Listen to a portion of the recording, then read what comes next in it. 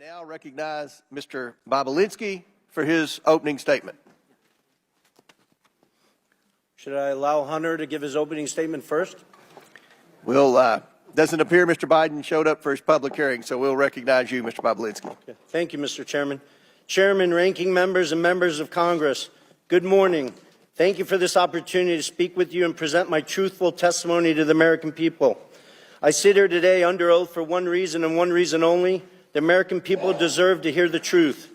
Though the truth involving the deep corruption of the Biden family, including the malfeasance of the sitting president of the United States, might be raw and unpleasant, the American people must hear it. You're presented here today with two narratives in this investigation. A false one being pushed by Joe Biden, a serial liar and fabulous, now under this impeachment investigation for public corruption. His brother, Jim Biden, a 75-year-old man who can't keep his lies straight, including under oath. And his son, Hunter Biden, a chronic drug addict facing 2 indictments with 12 counts. You also have before you the truth, confirmed by multiple Biden family business partners over many years and backed up by mountains of irrefutable evidence, including text messages, emails, documents, recordings. I am the only Biden family business partner with an impeccable military record. I'm grateful that this country has given me the freedom to be successful. I worked hard to become independently wealthy. I've taken several businesses public, sold multiple businesses to some of the world's best private equity firms. In fact, my business success is why they sought me out. However, what they have done is repugnant to me. I am here today because I'm a patriot and I'm a truth teller. We keep hearing from certain corners that our democracy is at risk and democracy is on the ballot in 24. Yet the same people preaching this mantra know better. They continue to lie directly to the American people without hesitation and remorse. Rep. Dan Goldman and Jamie Raskin, both lawyers, and Mr. Goldman, a former prosecutor with the SDNY from New York, will continue to lie today in this hearing and then go straight to the media to tell more lies. Hunter Biden's defense attorney, Abby Lowell, weaponizes letters to Congress to try to smear my name Mr. Chairman. The cold hard facts. Mr. Chairman. In an attempt to save his powerfully connected client and his father. I challenge Mr. Lowell to make those claims on national television so he can be held accountable for his lies. Prior to my successful business career, I was an officer in the United States Navy. At Navy's elite Naval Nuclear Power Training Command, I later served as the command's chief technology officer. Please proceed. I apologize for the disruption from the feed. Okay. Am I supposed to say it's my time, Mr. Raskin? Yeah. But please, Mr. Bobulinski, please come to order. Mr. Bobulinski, please proceed. Okay. Please proceed. I apologize for the disruption from the minority. Okay. Well, Mr. Chairman, it saved his time, but he called members of this committee liars, and I just want to know whether the order and decorum requirements of House Rule 11 apply to witnesses appearing before the committee. Does it apply or does it not?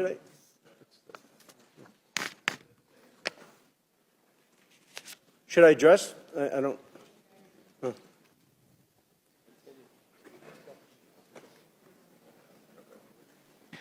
There's decorum from the members. We've asked for that. There's no language that I'm aware of pertaining to a witness. Thank you. So don't make sure we didn't waste any of his time on the opening statement. Mr. Bobulinski, I'm sorry for the disruption. Please continue your opening statement. I think you, Mr. Raskin, used. We'll make sure it's right. We'll okay, make sure. Great. I just want to restate, make sure the American people hear all these facts. Abby Lowell weaponizes letters to Congress to try to smear my name and misstate the cold hard facts in an attempt to save his powerfully connected client and his father. I challenge Mr. Lowell to make those claims on national television so he can be held accountable for his lies. Prior to my successful business career, I was an officer for over 6 years in the United States Navy's elite Naval Nuclear Power Training Command as a decorated master training specialist.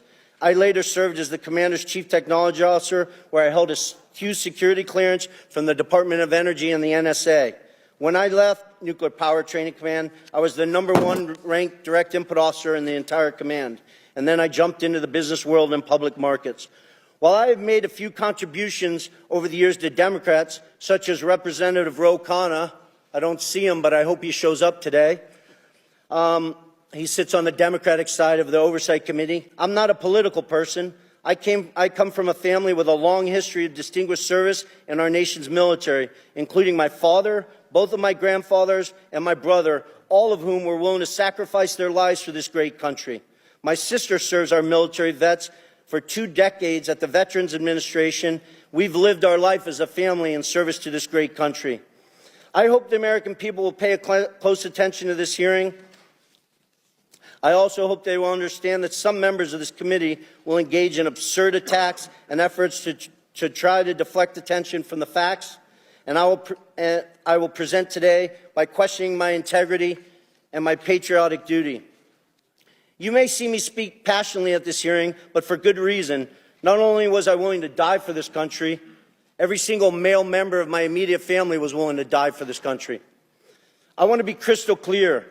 From my direct personal experience and what I've subsequently come to learn, it is clear to me that Joe Biden was the brand being sold by the Biden family.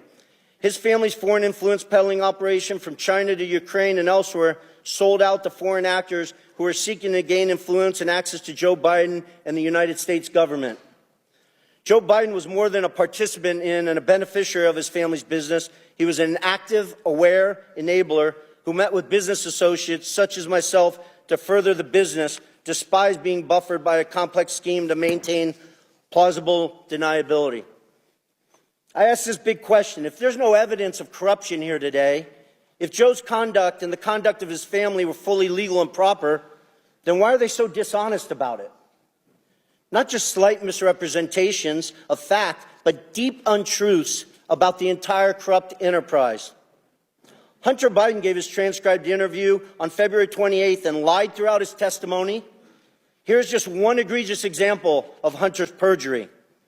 He lied to the committee on important details concerning his money demands and threats to CFC in text messages on July 30th and 31st, 2017. He leveraged his father's presence next to him in that infamous text to strong-arm CFC to paying Hunter immediately. Jim Biden also lied extensively throughout his transcribed interview on February 21st and perjured himself. An example of that, on page 100 of his transcript, Jim is asked specifically, do you recall having a meeting with Hunter Biden, Tony Bobulinski, and Joe Biden? Jim's response, absolutely not. The committee was so shocked by his perjury that they asked him the same question multiple times. Each time he denied meeting with me and Joe Biden. After the committee showed him text messages confirming that I met with Joe Biden, Hunter Biden, and Jim Biden at the Beverly Hilton in May 2017, Jim Biden, with a former U.S. attorney lawyer sitting next to him, still denied that meeting took place. Hunter Biden, in his own transcribed interview, confirmed that that meeting took place. Hunter confirmed his uncle perjured himself in front of this committee. I'm simply here to tell the truth to the American people, and I hope each and every one of you, congressmen and women, give me the opportunity to do that instead of focusing on Russia or smearing my family's name or focusing on facts that are irrelevant today.